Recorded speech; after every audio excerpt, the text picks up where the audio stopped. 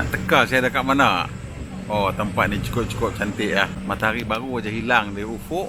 Tu dia baru saja turun. Kita berada di Port Dickson untuk melihat matahari terbenam dan juga untuk ambil gambar sikit lah Toyota Camry yang dengan kita ni.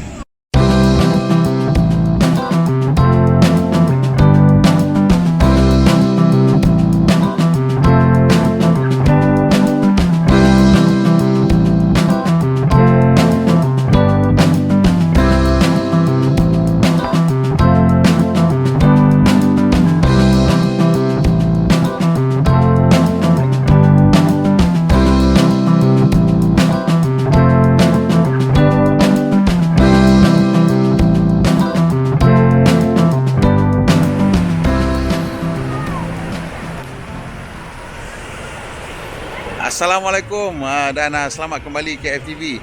Jadi hari ni kita berada di Port Dickson menikmati keindahan pantai, matahari nak turun dah tu, dan kita bersama dengan Toyota Camry versi tahun 2022.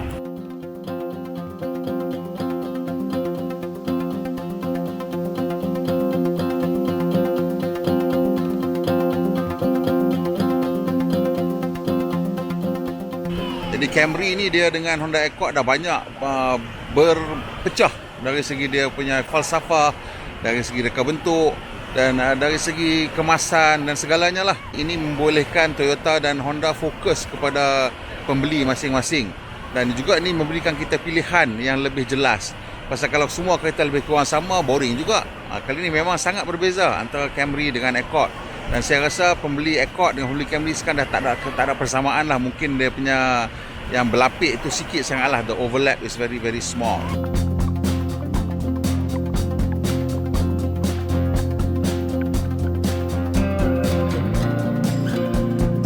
Jadi Camry yang terbaru ni, saya kira dia punya falsafah ataupun approach dia kepada kereta segmen D ni dah jadi sangat berbeza dengan Honda Accord. Jadi mungkin itu adalah satu pilihan yang diambil oleh Honda dan Toyota untuk mendapatkan pengasingan yang lebih bagus ke apa, kita tak tahu. Tapi yang sahnya dia punya approach dah memang sangat-sangat berbeza lah.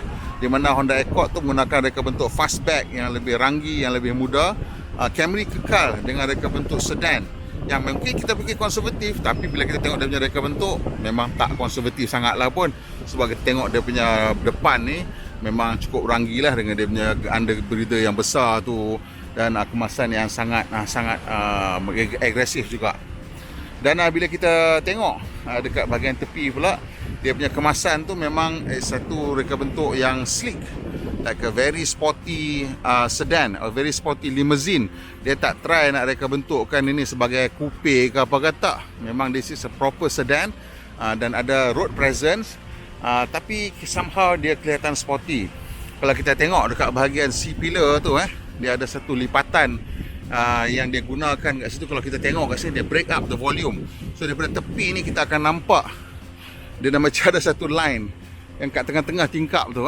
So that line sampai sekarang ni saya tengok, saya masih lagi kurang jelas tentang apa fungsi line tu. Tapi saya nampak sekarang it's like almost like a flying buttress dekat situ. Tapi walaupun flying buttress, tapi ada benda muncul ke atas dia tu. So that small break in volume somehow helps to make the car look even more sleek. Tahu, somehow it just works. I tak tahu kenapa macam mana it works, but it works. That line yang tengah-tengah tu goes through the glass area, tapi somehow it make it work. Dan juga kat bahagian tepi kita tengok dia ada dua creases.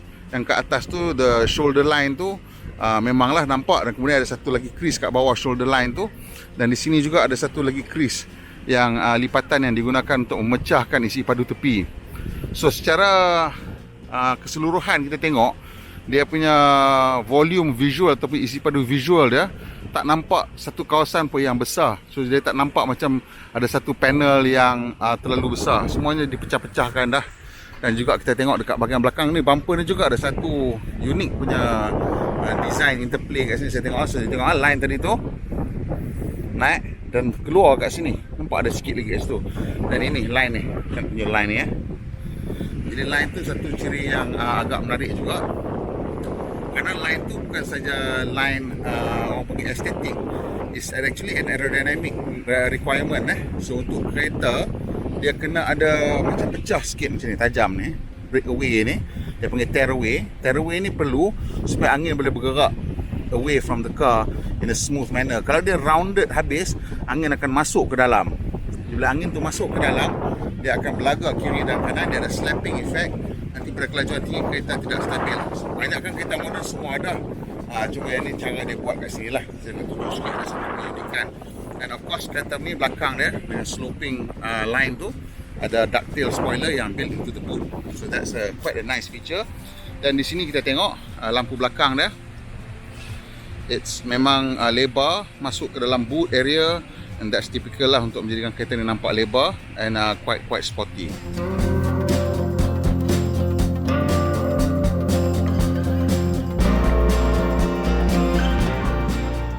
Kalau tadi saya katakan perubahan antara segmen D daripada Toyota dengan Honda ni semakin besar, dan kat luar kita nampak dari segi styling, dekat dalam kabin pun kita makin nampak juga dari segi cara presentation. Kalau kita tengok Honda tu memang sangat very clean, very simple lines. Yang Camry ni nampak lebih gaya, lebih mewah lah, lagi banyak detailing ataupun keperincian dia tu lebih banyak dan berbeza-beza, dan menjadikan kereta ni rasa nampak macam satu produk yang lebih sesuai untuk ada driver ke, nampak macam more like a chauffeur driven car.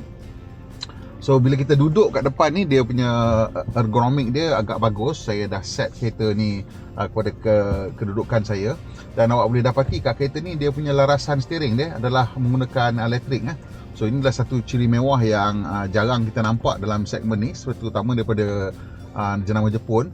So this is a very nice addition. Saya suka sangat bantuan elektrik tu. Dan kemudian kita tengok dia punya driver presentation.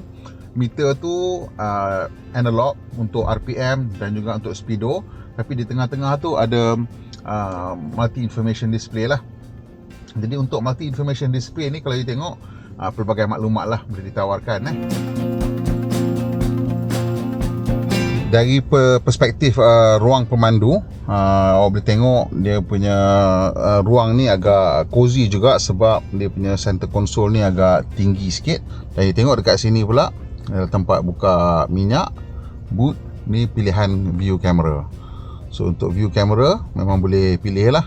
So pilih lah macam mana view awak nak tengok. So kat situ boleh pilih bermacam-macam view, dan akhir sekali dia tunjuk macam tu lah. So that's quite nice. Dia tunjuk keliling daripada dalam ke belakang, keliling untuk check surrounding. So you boleh check macam tu, nampak surrounding dia bawa ke atas tu macam tu. Dan ni daripada luar. So that's very nice, very useful untuk kita gunakan sebelum kita bergerak lah.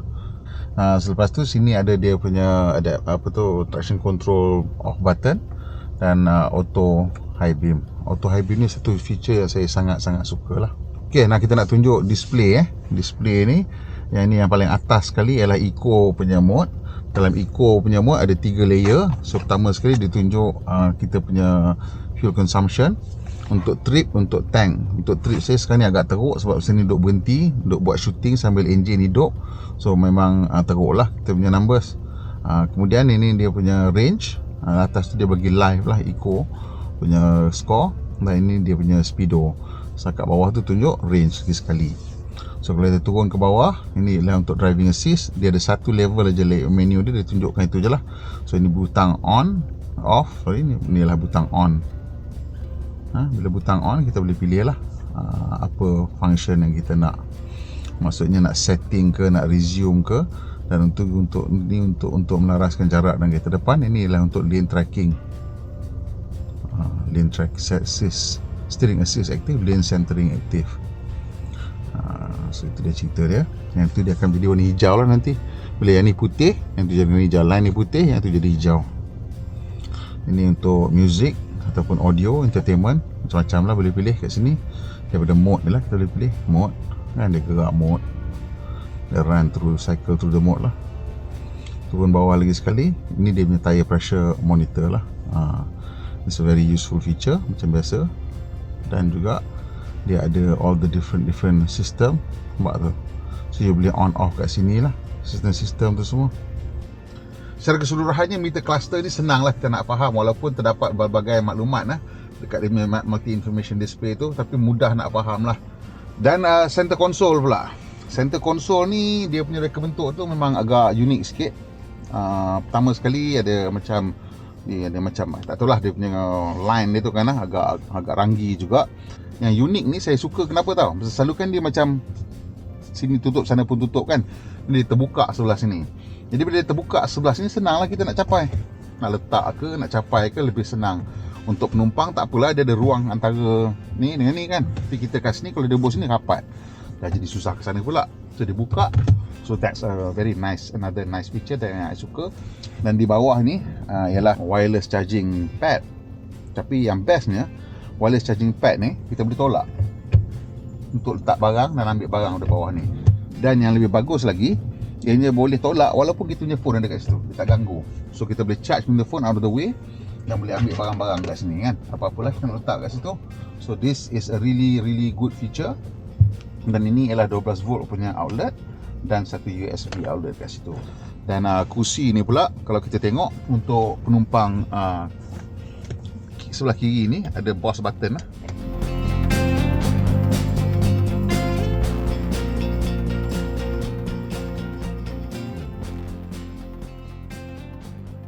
Ini kereta segmen D. Jadi kalau dia punya ruang kaki belakang dia tak cantik, boleh pergi melingkup lah kan. Jangan belilah kereta tu. Dan ni memang ada dua penumbuk ni. So kira memang sangat-sangat lapang. Dan memang rasa boleh rehat dan berlunjur lah di belakang ni. Dan of course di kiri dan kanan ada sun blinds dan sunshade. Jadi bila kita duduk kat belakang ni memang dihindari daripada kena matahari lah. Selain daripada tu, kita tengok di sini dia punya center armrest ni yang simpan kat sini lah kalau tak pakai. Dan di sini dia ada tempat pusat kawalan lah. Jadi pusat kawalan ni memang satu ciri yang sangat best. Dan ini nampak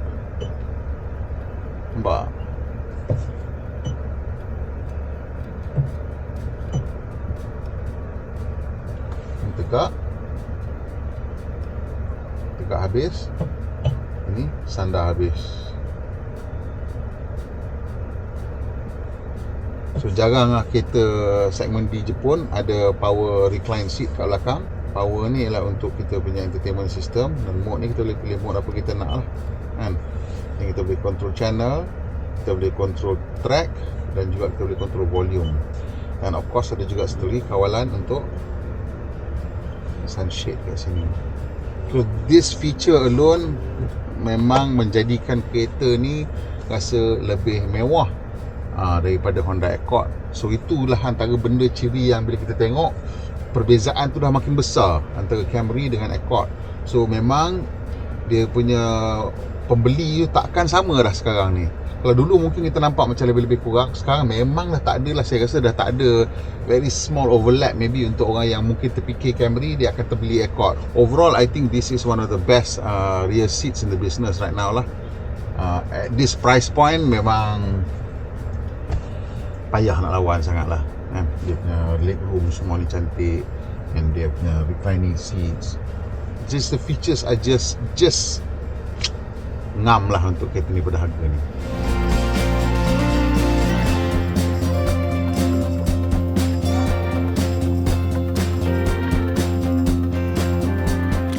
Secara keseluruhan aku boleh katakan bahawa Camry ni dah jadi kereta untuk mereka yang mahukan kemewahan, nak jadi chauffeur driven, dan Accord tu untuk orang yang berjiwa lebih muda lah.